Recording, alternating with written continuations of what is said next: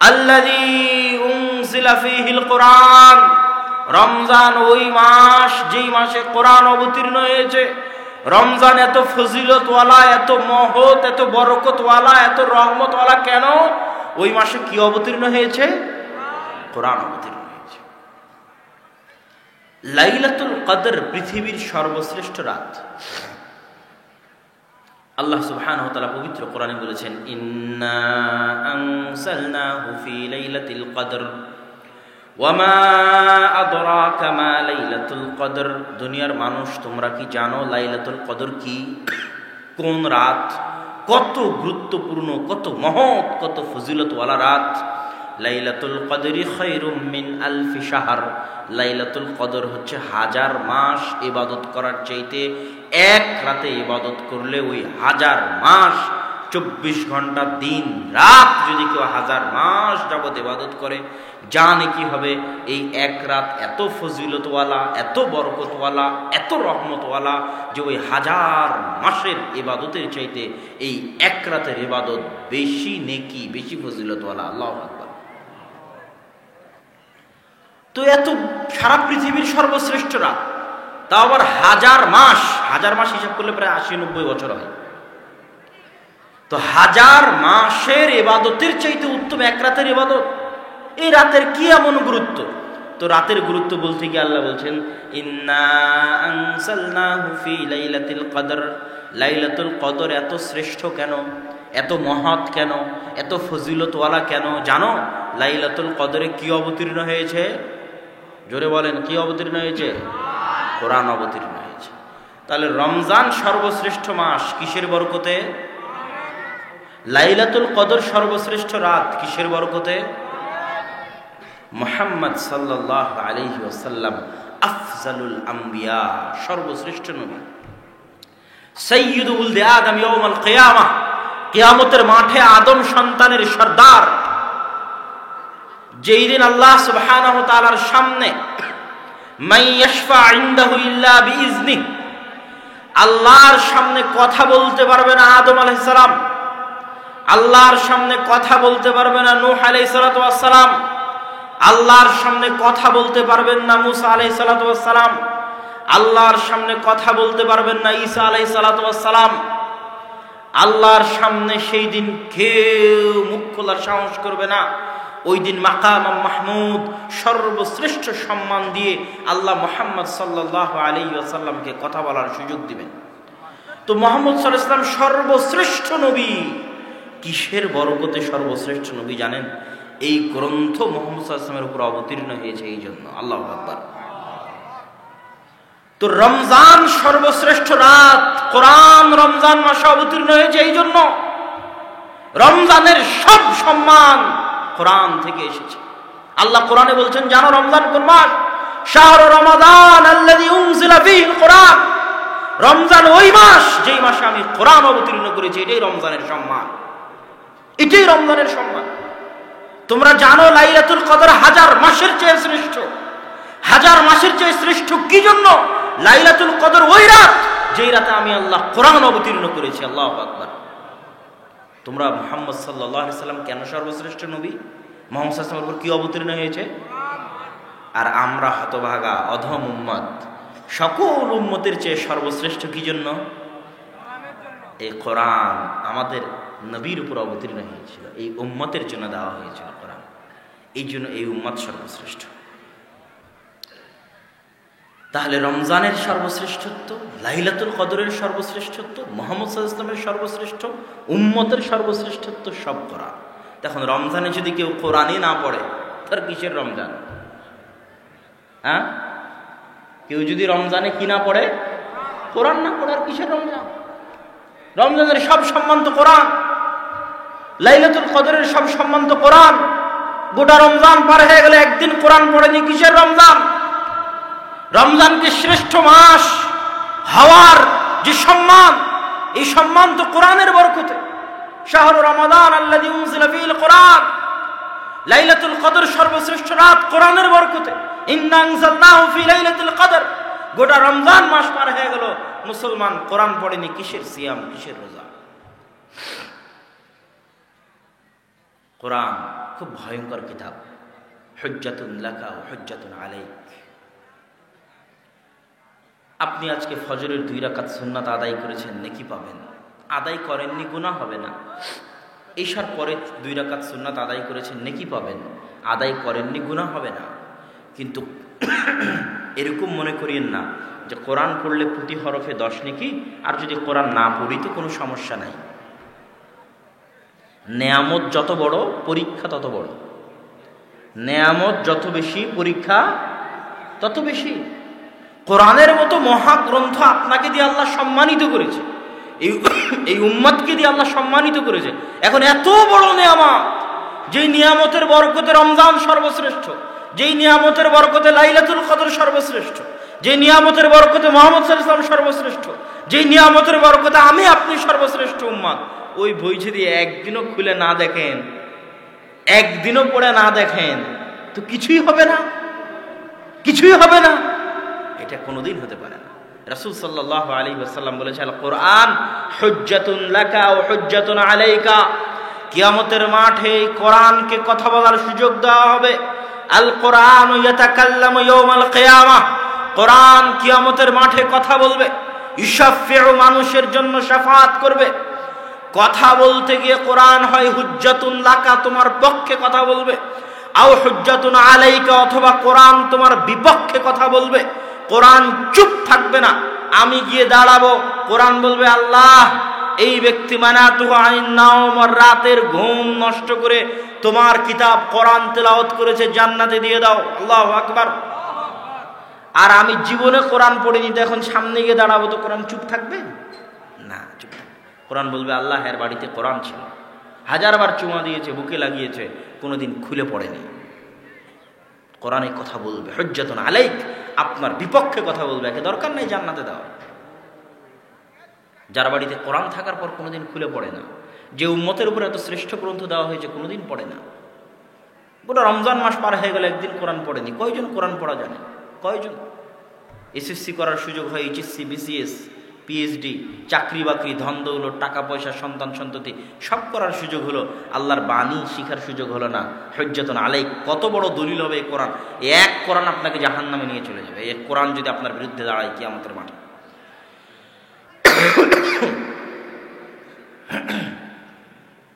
সম্মানিত উপস্থিতি, কোরআনের গুরুত্ব বলতে গিয়ে আপনাকে বুঝাই।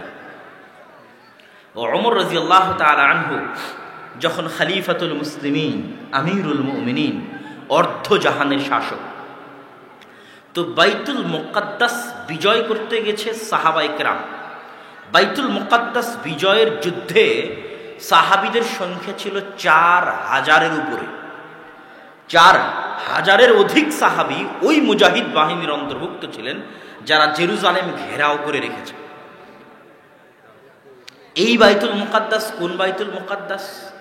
ইহুদি ধর্মের সবচেয়ে পবিত্র জায়গা বাইতুল মুকাদ্দাস, খ্রিস্টান ধর্মের সবচেয়ে পবিত্র জায়গা বাইতুল মুকাদ্দাস, উম্মতে মুহাম্মাদিরও পবিত্র জায়গাগুলোর একটা অন্যতম পবিত্র জায়গা বাইতুল মুকাদ্দাস। মুসা আলাইহিস সালাতু ওয়াস সালাম মিশর থেকে পালিয়ে যাচ্ছেন না, উনি মূলত ওনার আদি পিতার বাপদাদার ভূমিতে ফিরে যাচ্ছেন। আদি পিতা বাপদাদা মানে ওই যে 300-400 বছর আগে ইউসুফ আলাইহিস সালাম মিশরে এসেছিলেন, তখন তার 11 ভাই আর বাপ মা সবকে ফিলিস্তিন থেকে মিশরে নিয়ে এসেছিলেন। তার আগ পর্যন্ত ইব্রাহিম থাকতেন ফিলিস্তিনে, জেরুজালেমে। তার আগ পর্যন্ত ইসহাক থাকতেন ফিলিস্তিন, জেরুজালেমে। তার আগ পর্যন্ত ইয়াকুব থাকতেন ফিলিস্তিন, জেরুজালেমে। ইব্রাহিমের কবর ফিলিস্তিন, জেরুজালেমে। ইসহাকের কবর ফিলিস্তিন, জেরুজালেমে। ইয়াকুবের কবর ফিলিস্তিন, জেরুজালেমে। তো মুসা আলাইহিস সালাম মিশর ছেড়ে নদী পার হয়ে যাচ্ছেন, পালাচ্ছেন, না নিজের আদি ভিটায় ফিরে যাচ্ছেন? বলেন তো। নিজের বাপ দাদার জমিতে ফিরে যাচ্ছে। কোন বাপ দাদা? আবাই ইয়াকুব ওয়া ইসহাক ওয়া ইব্রাহিম। আমার বাপ দাদা ইউসুফ, ইয়াকুব, ইসহাক, ইব্রাহিমের আদি ভূমি ফিলিস্তিন, জেরুজালেমে ফিরে যাচ্ছে। মুসা আলাইহিস সালাম বাইতুল মুকাদ্দাসকে এত ভালোবাসতেন, আল্লাহ সুবহানাহু ওয়া তাআলা যখন আদেশ দিলেন যে মুসা তুমি তো মিশর থেকে নদীর মধ্যে দিয়ে রাস্তা তৈরি করে দিয়ে সিনাই মরুভূমিতে চলে এসেছো। ম্যাপ খুলবেন, গুগল ম্যাপ খুলে দেখবেন মিশর থেকে সিনাই মরুভূমি, মাঝখানে সমুদ্র আছে, লোহিত সাগর। তো মুসা আলাইহিস সালাম ওই লোহিত সাগর পার হয়ে ওই সিনাই মরুভূমিতে গেছেন। ওই সিনাই মরুভূমিতে তুর পাহাড় আছে লোহিত সাগরের ওই পারে, গুগল ম্যাপে আপনি স্পষ্ট দেখতে পাবেন। ওই সিনাই মরুভূমিতেই বানু ইসরায়েল 40 বছর ঘুরেছিল। ওই সিনাই মরুভূমিতেই মুসা আলাইহিস সালাম আল্লাহর সাথে ইবাদত করার জন্য গেছিলেন 40 দিন 40 রাত। ওই সিনাই মরুভূমিতেই বানু ইসরায়েল দেখতে চেয়েছিল যে আমাদেরকে আল্লাহকে দেখান। তখন আল্লাহর তাজাল্লি পাহাড়ে এসে পাহাড় জ্বলে পুড়ে ছারখার হয়ে গেছিল। এগুলো সব নদী পার হওয়ার পরে, নদী পার হওয়ার আগে নয়, সমুদ্র পার হওয়ার আগে নয়, সমুদ্রে ফেরাউন ডুবে যাওয়ার পরে। কথা কি আমার বুঝতে পারছেন? সব সিনাই মরুভূমিতে ঘটতেছে। তো ফিলিস্তিনে যায় না কেন? গুগল ম্যাপে দেখবেন সিনাই মরুভূমির শেষ হওয়ার পরেই ফিলিস্তিন। যে কোনো যুবক যারা গুগল ম্যাপ অন করতে পারে তারা দেখবা সিনাই, মিশর, লোহিত সাগর, সিনাই মরুভূমি, তারপর ফিলিস্তিন। তো উনি তো মিশর থেকে নিজের আদি বাপদাদার ভূমিতে ফিরে যাচ্ছে, জেরুজালেমে। এতদিন সিনাই মরুভূমিতে কেন? আল্লাহ তাদেরকে আদেশ দিয়েছিল যে জেরুজালেমে এখন আমালেকা গোত্র, শক্তিশালী, পাওয়ারফুল, বিশাল বডির অধিকারী, ওই আমালেকা গোত্রের কাছ থেকে জেরুজালেম উদ্ধার করতে হবে যুদ্ধ করে, জিহাদ করে। তো আল্লাহ মুসা আলাইহিস সালামকে আদেশ দিয়েছিল তুমি তোমার কওম নিয়ে জিহাদ করে জেরুজালেম উদ্ধার করো। তখন মুসা আলাইহিস সালামের নিমক হারাম কওম বানু ইসরাঈলরা বলেছিল ইযহাব আনতা ওয়া রাব্বুকা ফাকাতিলা, মুসা তুমি আর তোমার আল্লাহ গিয়ে যুদ্ধ করো, আমরা যুদ্ধ করতে পারবো না, নাউজুবিল্লাহ। তো তারা যুদ্ধ করতে যায়নি, এই নিমক হারাম কওম। তো এই জন্য মুসা আলাইহিস সালাম খুব কষ্ট পেয়েছিলেন। ওনার স্বপ্ন ছিল যিনি মিশর থেকে বের হয়ে জেরুজালেমে আদি বাপদাদার ভূমিতে বাইতুল মুকাদ্দাসে ওখানে যাবেন। তো বুখারীর হাদিসে রাসূল সাল্লাল্লাহু আলাইহি ওয়াসাল্লাম বলছেন যে মুসা আলাইহিস সালাম মরার আগে আল্লাহর কাছে দোয়া করেছিলেন, আল্লাহ আমার ভাগ্যে তো বাইতুল মুকাদ্দাস জেরুজালেমে যাওয়ার সুযোগ হলো না, তো আমার মৃত্যুটা বাইতুল মুকাদ্দাসের এত নিকটে করে দিয়েন, জেরুজালেমের এত নিকটে করে দিয়েন যেন একটা ঢিল নিক্ষেপ করলে আমার কবরে এসে পড়ে। তো বুখারীতে রাসূল সাল্লাল্লাহু আলাইহি ওয়াসাল্লামের হাদিস, রাসূল সাল্লাল্লাহু আলাইহি ওয়াসাল্লাম বলছেন আমি যদি সঙ্গী সাথী, আমি যদি আজ ফিলিস্তিনের মাটিতে থাকতাম, জেরুজালেমে থাকতাম, তাহলে তোমাদেরকে দেখাতাম কোথায় মুসা আলাইহিস সালামের কবর, বাইতুল মুকাদ্দাসের নিকটবর্তী জায়গায়, জেরুজালেমের নিকটবর্তী জায়গায় কোথায় মুসা আলাইহিস সালামের কবর আছে আমি তোমাদেরকে দেখিয়ে দিতাম। তো তাহলে মুসা আলাইহিস সালামের গোত্র হচ্ছে ইহুদি। দাউদ আলাইহিস সালাম বিশাল সাম্রাজ্য চালিয়েছে বাইতুল মুকাদ্দাস থেকে। সুলাইমান আলাইহিস সালাম গোটা পৃথিবী শাসন করেছে বাইতুল মুকাদ্দাস থেকে, জেরুজালেম থেকে। তো এই জন্য ইহুদিরা পাগল বাইতুল মুকাদ্দাস দখল করবে। খ্রিস্টানরা কি জন্য? মারিয়াম আলাইহিস সালাম কোন মসজিদের খাদেম ছিল? বাইতুল মুকাদ্দাসের খাদেম ছিল। ঈসা আলাইহিস সালামের জন্ম কোথায় হয়েছে? জেরুজালেমে হয়েছে। ঈসা আলাইহিস সালাম বড় হয়েছে কোথায়? ফিলিস্তিনে। আমাদের দৃষ্টিতে ঈসা আলাইহিস সালাম আল্লাহর কাছে আছে, জীবিত, কিন্তু খ্রিস্টানদের দৃষ্টিতে ঈসা আলাইহিস সালাম মারা গেছেন। কোথায় মারা গেছেন? ফিলিস্তিনে, জেরুজালেমে। তাহলে খ্রিস্টানদের যদি গোটা পৃথিবী দিয়ে দেন যে বাবা তোদের তো ইউরোপ তো আর কম ধনী দেশ না, ইউরোপ কি ধনী কান্ট্রি না? ইংল্যান্ড, জার্মান, ফ্রান্স, এগুলো কি ধনী কান্ট্রি না? শক্তিশালী দেশ না? তোদের কিসের অভাব আছে রে বাবা? টাকা পয়সা, পারমাণবিক এবং ধন দৌলত আরো গোটা দুনিয়া নিয়ে নে, তবুও ওরা মনে করবে আমাদের হাতে কিছুই নাই যদি বাইতুল মুকাদ্দাস না থাকে। ইহুদিদেরকে বলেন তো গোটা দুনিয়া দিয়ে দিচ্ছি, সারা দুনিয়ার সব সম্পদ তোদেরকে দিয়ে দিলাম। ইহুদিরা বলবে দরকার নাই বাবা, সারা দুনিয়ার সব সম্পদের যদি বাইতুল মুকাদ্দাস আমাদের হাতে না থাকে তো দুনিয়াতে আমাদের হাতে কিছু নেই। বুঝতে পারছেন? তো ওই বাইতুল মুকাদ্দাস বিজয় করার জন্য ওমর রাদিয়াল্লাহু তাআলা যাচ্ছে। সাহাবী চিঠি লিখে পাঠিয়েছে, জেরুজালেমের পাদ্রী চাবি আমাদের হাতে হস্তান্তর করবে না, মাসকে মাস ধরে জেরুজালেম অবরোধ করে রেখেছে। আমিরুল মুমিনিন খলিফাতুল মুসলিমিন আসলে চাবি হস্তান্তর করবে। ওমর রাদিয়াল্লাহু তাআলা বলছেন আনা আতি, আমি আসছি।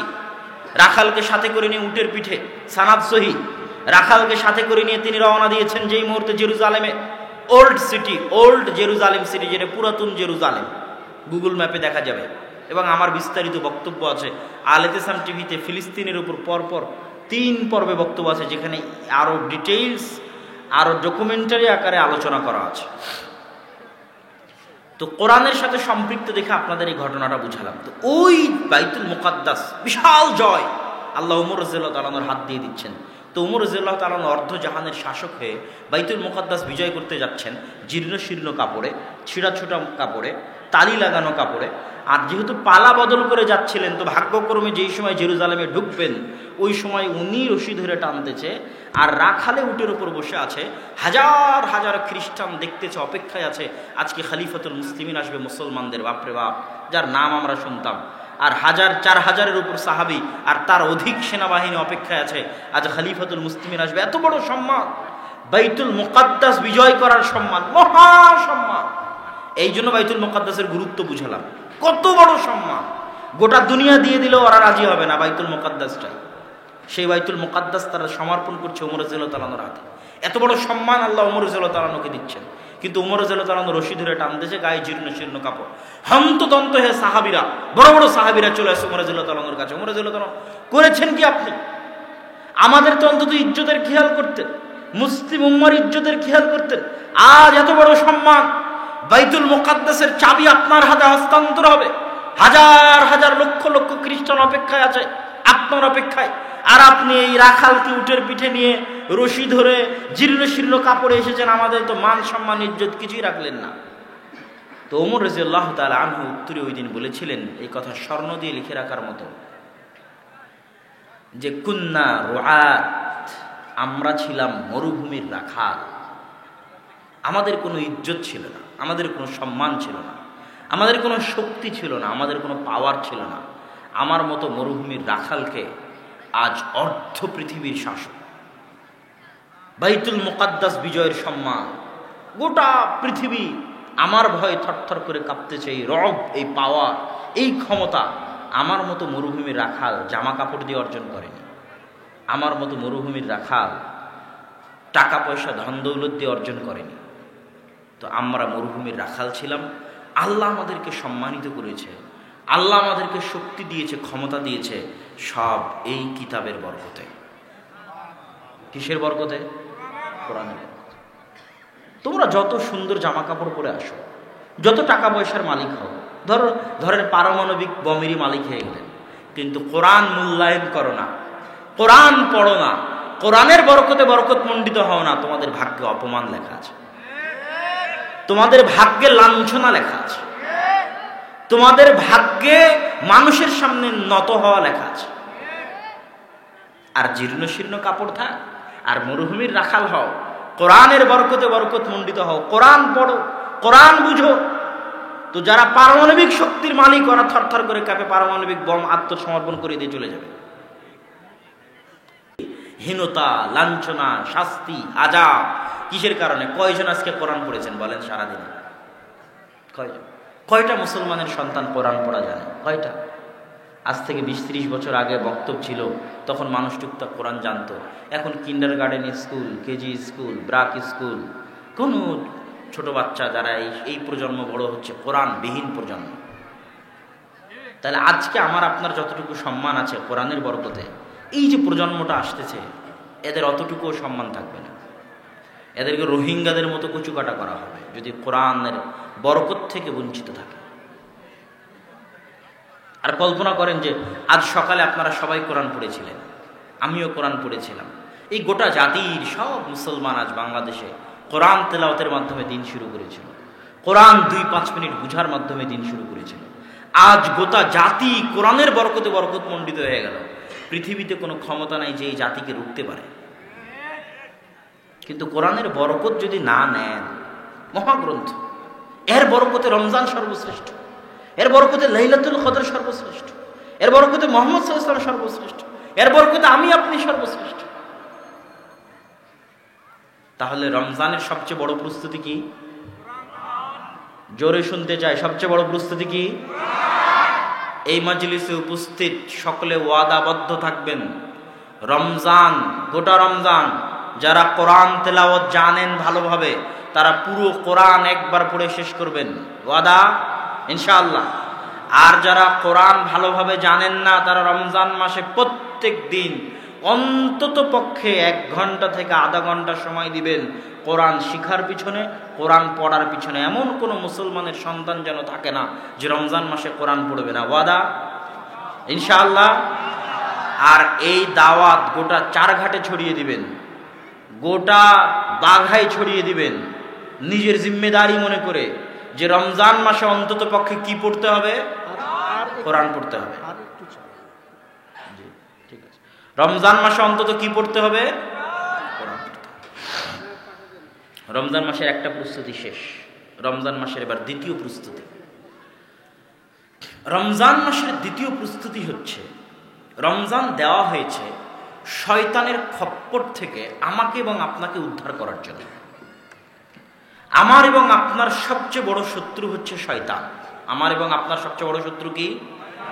আমার এবং আপনার সবচেয়ে বড় শত্রু কি? শয়তান। এটা মৌখিক কথা নয় বাবা, এটা হচ্ছে অন্তর দিয়ে বিশ্বাস করার জিনিস।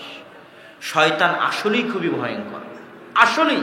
রাসূল সাল্লাল্লাহু আলাইহি ওয়াসাল্লাম বলেছেন, মা মিন মাউলুদিন ইল্লা ইয়ামাসসুহু শাইতান হাত্তা ইস্তাহিল্লা সারিখা। এমন কোনো আদম সন্তান জন্মগ্রহণ করে না যাকে শয়তানে স্পর্শ করে না, হাত দিয়ে টাচ করে না। হাত্তা ইস্তাহিল্লা সারিখা, শয়তানের স্পর্শেও চিৎকার করে কেঁদে ওঠে। তাহলে আমার আপনার জন্ম হওয়ার পরে সবার আগে কে টাচ করেছে আমাদেরকে? জোরে বলেন কে? শয়তান। ইল্লা মারিয়াম ইবনু ঈসা, তবে মারিয়াম আর তার সন্তান ঈসার গায়ে জন্ম হওয়ার পরে শয়তান টাচ করেনি। আল্লাহু আকবার। তাহলে শয়তানের সাথে আমাদের সম্পর্ক জন্ম হওয়ার পর থেকে, আরে হয়ে দুনিয়াতে আসেনি, তার আগে কে হাত দিয়েছে? শয়তান হাত দিয়ে বসে আছে।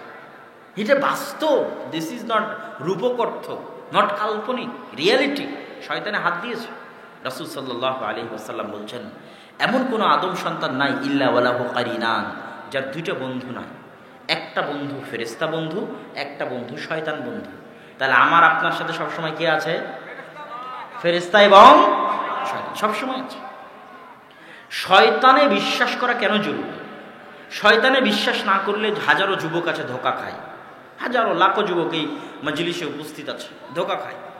সকালবেলা ফজরে উঠতে পারছেন না তো মনে করছেন যে এটা মনে হয় আমার আরাম, আমার আয়েশ, আমার মজার জন্য আমি উঠছি না।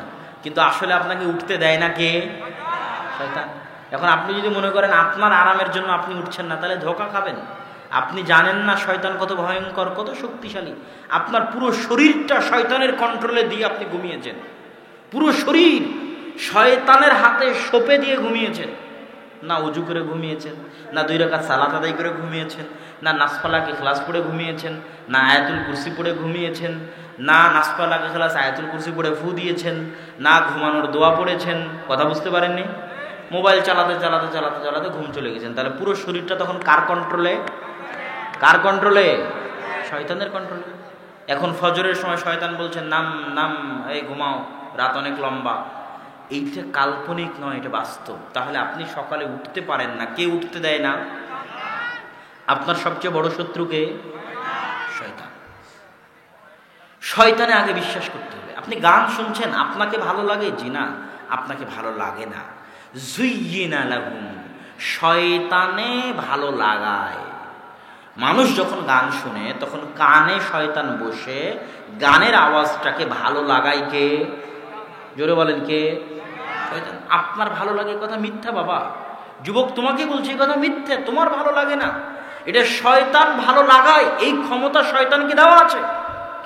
ইয়াজরি মাজরাদ দাম, শয়তানকে আল্লাহ এত ক্ষমতা দিয়েছে যে মানুষের রক্ত কণিকায় চলাচল করতে পারে। কে? রক্তের মধ্যে চলাচল করতে পারে শয়তান। শয়তানের বাকায়দা মিটিং হয়। আমার আপনার জান্নাত জাহান্নামের কোনো মূল্য নাই, এই গেম, এই খেলার কোনো মূল্য নাই যদি এই খেলায় ভিলেন না থাকে। পৃথিবীর কোনো খেলা ভিলেনবিহীন, মূল্য নাই, খেলে মজা নাই। তো যখন আদম সন্তান সৃষ্টি করেছে আল্লাহ, সাথে সাথে ভিলেনও দিয়েছে। ইবলিস, যা, আদম পাঠিয়ে দিলাম, আদমকে পথভ্রষ্ট করার জন্য ইবলিস দিয়ে দিলাম, আর ইবলিসকে ক্ষমতাও দিয়ে দিলাম পথভ্রষ্ট করার। আর আদমকে হেদায়েত করার জন্য, আদমের সন্তানকে হেদায়েত করার জন্য নবী রাসূল দিব, হাদিস দিব, কোরআন দিব। এখন তোরা খেল, কে কেমন খেলতে পারিস। এখন আমরা খেলার মাঠে আছি। একদিকে কোরআন আছে, আল্লাহ রাসূল আছে, হাদিস আছে, আর একদিকে শয়তান সারাদিন আমাদেরকে ওয়াসওয়াসা দিচ্ছে। এখন তো আমরা এই খেলায় এখন কোন দিকে যাব? ফুটবলের মতো। এখন যে যত ভালো নিজের আত্মা কন্ট্রোল করতে পারবে, নিজের নাফস কন্ট্রোল করতে পারবে, এটা ও যত বেশি পারদর্শী হবে নাফস কন্ট্রোল করায়, ও তত শয়তানের সাথে লড়াই করতে পারবে, তত যুদ্ধ করতে পারবে, তত ফাইট করতে পারবে, আর তত হকের উপর থাকতে পারবে, আমলের উপর থাকতে পারবে। তো এখন এই নাফস কন্ট্রোল করার কয়েকটা উপায় আছে, আত্মা কন্ট্রোল করার কয়েকটা উপায় আছে। একটা তো বড় উপায় হচ্ছে সালাত, ওটার আলোচনা আজকে নয়। আজকে আমাদের আলোচনা হচ্ছে রমজানের সিয়াম, তাই না? তো এখন ইবনুল কাইয়িম রাহিমাহুল্লাহ লিখছেন যে মানুষের রক্তে রক্তে শয়তান চলতে পারে, এ কথা আল্লাহ রাসূল বলেছেন। তো সারা পৃথিবী মিথ্যা হয়ে গেল, সাদিকুন আমিন, সত্যবাদী আমানতদার, যিনি 40 বছর কোনোদিন মিথ্যা কথা বলেননি, আমানতের খেয়ানত করেননি, উনি মিথ্যা বলতে পারেন না। সারা পৃথিবী মিথ্যা হয়ে যেতে পারে, কিন্তু উনি বলেছে রক্তে রক্তে শয়তান চলতে পারে, এ কথা ঠিক। ইবনুল কাইয়িম রাহিমাহুল্লাহ লিখছেন যখন মানুষ না খেয়ে থাকে তখন রক্ত সঞ্চালনের যে রগগুলো ওগুলো সংকুচিত হয়ে যায়। সংকুচিত হয়ে যাওয়ার জন্য শয়তান প্রবেশ করতে পারে না ভালোভাবে। তো শরীরটা আপনার শয়তানের কন্ট্রোল থেকে ধীরে ধীরে বেড়ে আসার চেষ্টা করে যখন আপনি না খেয়ে থাকেন। ধরেন 11 মাস এই শরীরের উপর রাজত্ব চালিয়েছে শয়তান, পুরো শয়তানের কন্ট্রোলে, শয়তানের গোলাম, শয়তানের দাস। সকাল সন্ধ্যা কার কথা উঠে বসেছে? শয়তানের। ফজরের নামাজ পড়েনি, তাহলে কার কথায় পড়েনি? শয়তানের কথা। গান শুনেছে কার কথায়? শয়তানের কথায়। তাহলে আজীবন সকাল থেকে সন্ধ্যা পর্যন্ত কার গোলামি করলো? শয়তানের গোলামি করলো। তো এখন এই যে 11 মাস শয়তান এই শরীরের উপর রাজত্ব চালিয়েছে, এটাকে শয়তানের কবল থেকে বের করে নিয়ে আসার জন্য টানা 1 মাস যদি ও না খেয়ে থাকে, তো রগগুলো কি হয়ে যাবে? সংকুচিত হয়ে যাবে। কার জন্য সংকুচিত হবে? শয়তানের জন্য সংকুচিত হবে। একটা উপায় গেল, না খেয়ে থাকার মাধ্যমে এখন শয়তানের কাছ থেকে বাঁচার একটা রাস্তা। আর যত বেশি পেট ভর্তি করে খাবেন তত শয়তান রগে রগে চলার জন্য মজা পায়, সুযোগ পায়। এই জন্য যত বেশি খাওয়া দাওয়া করবেন তত ইবাদত করতে পারবেন না, তত শয়তানের কন্ট্রোল ক্ষমতা আপনার শরীরের উপর তত বেশি প্রতিষ্ঠিত হবে।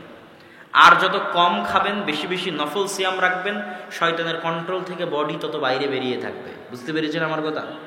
না বুঝাতে পারলে আমার ব্যর্থতা। শয়তানের এই থিওরি যদি জাতিকে না বুঝাতে পারি তো আমি ব্যর্থ। কিন্তু শয়তান যে কত ভয়ঙ্কর, কত ভয়ানক, এবং মানুষকে যে 24 ঘন্টা শয়তানের কথা মনে রাখা উচিত, এবং মানুষের শরীর যে শয়তানের কন্ট্রোলে, মানুষ যে তার শরীরকে, তার নাফসকে শয়তানের কন্ট্রোল থেকে বের করতে পারছে না, এই জন্য যে মানুষ গুনাহ করছে এটা মানুষের বুঝতে হবে। 2 নম্বর হচ্ছে 1টা মাস চ্যালেঞ্জ নেওয়া যে আমি গুনাহ করব না। 1টা মাস, আপনাকে 12 মাসের চ্যালেঞ্জ দিতে বলা হয়নি, 1 মাস। লাআল্লাকুম তাত্তাকুন, 1 মাস চ্যালেঞ্জ দেওয়া যে 1 মাসে কোনো সগীরা কবিরা কোনো গুনাহই করব না। 1 মাস নিজের আত্মার উপর কন্ট্রোল করা সম্ভব নয় না? সম্ভব নয় কি? 1টা মাস নিজের আত্মার উপর কন্ট্রোল করতে পারবেন না? এত দুর্বল, এত যায়ীফুন নাফস, এত আপনার আত্মার দুর্বল ক্ষমতা, এত আপনি শয়তানের কাছে দুর্বল যে 1টা মাস নিজের আত্মাকে কন্ট্রোল করতে পারবেন না। টেক ইট চ্যালেঞ্জ, সেটাকে চ্যালেঞ্জ হিসেবে নিন। কি জন্য? সিয়াম। এই পর্বে এখন এই হাদিসগুলো বলি। সিয়াম না খেয়ে থাকার নাম নয়, শুধু না খেয়ে থাকার নাম নয়। না খেয়ে থাকার মাধ্যমে শয়তানের রাস্তা সংকুচিত হলো। এখন আত্মাকে কন্ট্রোল করতে হবে গুনাহ থেকে। মাল্লাম ইয়াদা কাওলা যুরি ওয়ালা আমালা বিহি ফালাইসা লিল্লাহি হাজাতুন আন ইয়াদা তুআমাহু ওয়া শারাবাহু। যে ব্যক্তি রমজান মাসে সিয়াম রাখার পরেও গুনাহের কাজ পরিত্যাগ করলো না, ওর পিপাসার্ত থাকার, ওর ক্ষুধার্ত থাকার আল্লাহর সরিষা সম পরিমাণ প্রয়োজন নাই। ও না খেয়ে থাকলেই কি, না পান করে থাকলেই কি, যদি গুনাহ বাদ না দেয়, তাহলে রমজান একটা প্র্যাকটিস সেশন।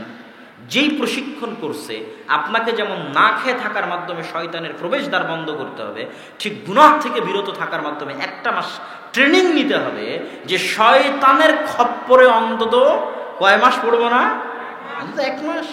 ট্রাই, চেষ্টা করেন, টেক ইট চ্যালেঞ্জ হিসেবে নেন। এই জন্যই রমজান। আর যদি গুনাহ করেন বাবা সিয়াম থাকার পরেও, তাহলে এই সিয়ামের কোনো মূল্য নাই। সিয়াম থাকার পরেও যদি ইফতারির পরে বিড়ি টান দেন, ইফতারির পরে সিগারেটে টান দেন, ইফতারির মদের বোতল দিয়ে ইফতারি করে অনেকে, আমি শুনেছি। সারাদিন না খেয়ে থাকে, ইফতারিতে সবার আগে বিসমিল্লাহ বলে কি খায়? মদের বোতলই খায়। তো আর সিয়ামের কোনো মূল্য আছে? ওই অনেকে আছে বিড়ি নিয়ে বসে থাকে, ইফতারি করা মাত্রই বিড়ি টান শুরু। 1টা মাস। ইয়া রাজুল, ইয়া নাস, ইয়া আইয়ুহান নাস, ইয়া আইয়ুহাল্লাযীনা আমানু ও হে ইমানদারগণ, মাত্র এক মাস শয়তানের গোলামি থেকে নিজেকে মুক্ত রাখো। 11টা মাস তো শয়তানের গোলাম ছিলে, 11টা মাস শয়তানের দাসত্ব করেছো। মাত্র একটা মাস আল্লাহর দাসত্ব করো। আল্লাহর বান্দারা, মাত্র একটা মাস শয়তানের দাসত্ব থেকে একটা মাস বিরত থাকো। দাড়ি কাটিও না রমজান মাসে, টাকনুর নিচে প্যান্ট পরিও না রমজান মাসে। মান সামা রমাদানা ঈমানান ওয়া ইহতিসাবান গুফিরা লাহু মা তাকাদ্দামা মিন যামবি। যে ব্যক্তি রমজান মাসে ঈমানের সাথে নেকির আশায় সিয়াম রাখলো, তার পূর্বের সব গুনাহ ক্ষমা হয়ে গেল। আচ্ছা বলেন তো, রমজান মাসের সিয়াম কি যারা মুমিন নয় তাদের উপর ফরজ, না যারা মুমিন তাদের উপর ফরজ? যারা মুমিন তাদের উপর ফরজ। আল্লাহ তো জন্য বলছে ইয়া আইয়ুহাল্লাযীনা আমানু কুতিবা আলাইকুমুস সিয়াম। তো মুমিন দেখেই তো আমি রমজানের সিয়াম রাখতেছি। তারপর আল্লাহ কেন বললেন, আল্লাহ রাসূল কেন বললেন যে রমজানের সিয়াম রাখতে হবে ঈমান সহ? ঈমান আছে দেখেই তো রমজানের সিয়াম রাখতেছি। তো ঈমান সহ কিসের রমজানের সিয়াম? কি জন্য? লা ইয়াজনি যানি হিনা ইয়াজনি ওয়া হুয়া মুমিন, লা ইয়াসরিকু সারিক হিনা ইয়াসরিকু ওয়া হুয়া মুমিন। যখন কেউ জিনা করে তখনও মুমিন থাকে না, আল্লাহ রাসূলের হাদিস। ওই সময়ের জন্য ঈমান উঠে যায়। যখন কেউ চুরি করে ওর মধ্যে ঈমান থাকে না, ওই সময়ের জন্য ঈমান উঠে যায়।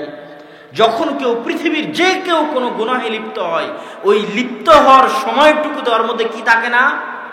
কি থাকে না? জোরে বলেন, ঈমান থাকে না। তাহলে মান সামা রমাদানা ঈমানান, রমজান মাসে সিয়াম রাখতে হবে পূর্ণ ঈমানের সাথে। ঈমান থেকে বিচ্ছিন্ন হওয়া যাবে না। রমজান মাসে সিয়াম রাখার পর পর্দা করলো না, ঈমান থেকে বিচ্ছিন্ন হয়ে গেল।